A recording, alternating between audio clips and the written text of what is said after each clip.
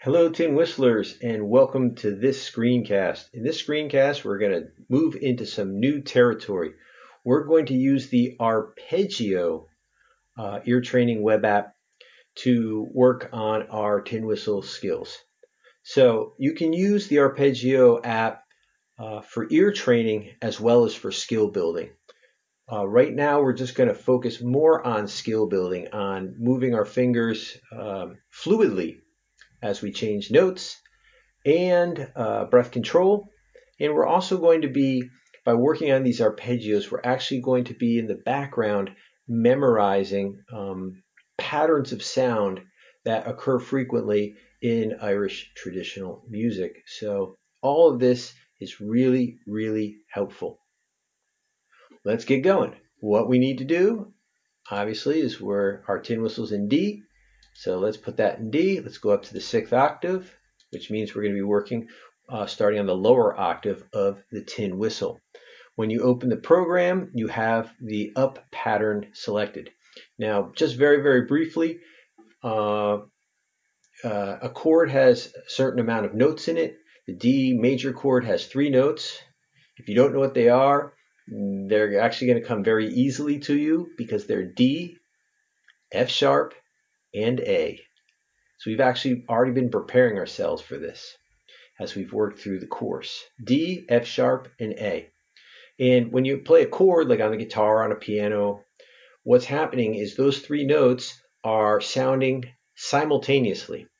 But when you play an arpeggio, you take those notes and you play them consecutively. So we have different patterns of how you can play them consecutively.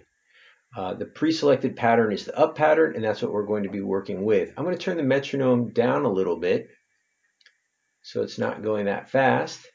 And these dictations work just like the melody dictations. You hear a musical phrase, and in time, you repeat it back on your tin whistle.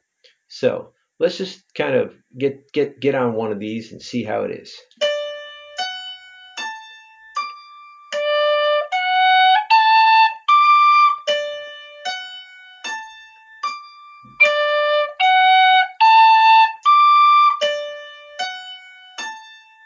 Your turn.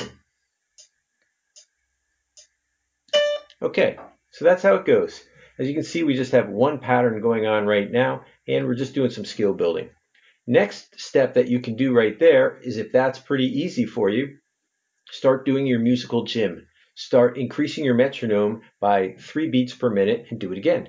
And then increase it 3 beats per minute and do it again, and do it again, and do it again. And just work on your fluidity as the speed of the exercises increase. Okay, the next thing after that, what you can do, or mix and match, however the inclination is in your own workout, is deselect the up and do the down.